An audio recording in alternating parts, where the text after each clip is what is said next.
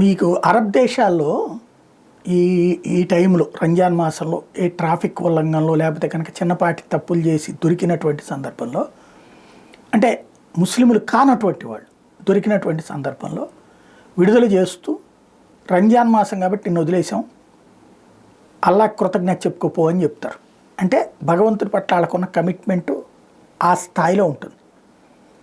అలాగే క్షమాభిక్షలు కూడా ఈ టైంలోనే పెడతా ఉంటారు.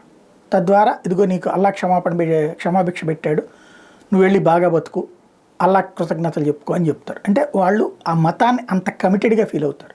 దానికి అనుగుణంగా ప్రయోజనాలు జరిగినప్పుడు సంబరపడతారు. ఇప్పుడు ఇరాన్లో ఓ పక్కన ఈ సీజన్లో 3 బిలియన్ బ్యారెల్ల ఆయిల్ దొరికేటటువంటి ఒక గని దొరికిందట.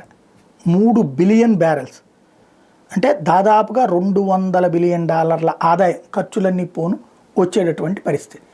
దాంతో అల్లా తమకి అండగా నిలబడ్డాడని ఇరాన్ బహిరంగంగా చెప్తోంది.